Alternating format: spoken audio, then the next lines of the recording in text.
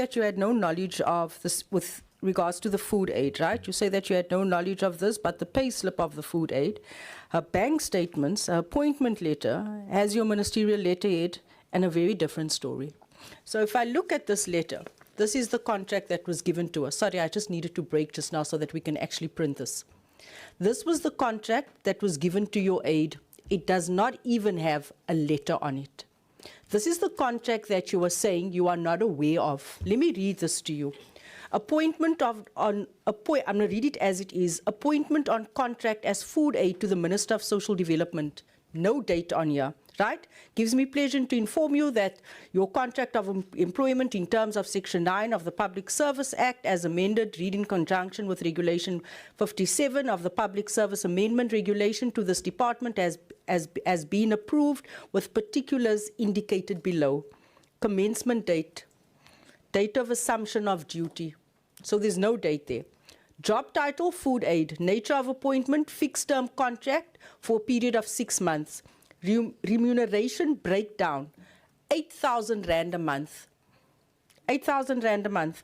Minister's house allocation, 7,670 Rand per month utilized for household, right? Your contract appointment is subject to conditions and requirements as stipulated in the employment contract.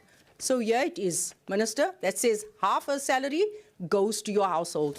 Here we have copies of her bank statement, right? So this is not what social media says. This is the facts. This is signed, right? Here we have copies of her bank statement, Minister, where it shows, right, that we have a pay slip also.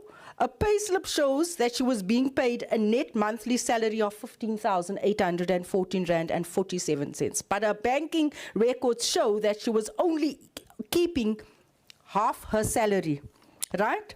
And payments going to Makanyu. Say that name nicely for me. Makanyu, that's her name, right?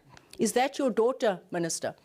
Because here it shows her details. It shows a full salary going in, and it shows half her salary going into your daughter's bank account. And here we have the cooked contract that no one's aware of in front of us. So we cannot say that this matter must be closed and it cannot be discussed because it's skinner stories in social media and in the newspapers, because we have the evidence and we have the proof before us here today.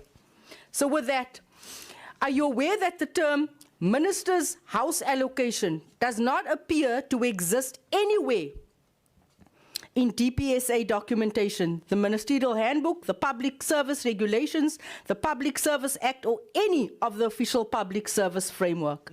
Are you aware of that? And I leave it at that. Thank you.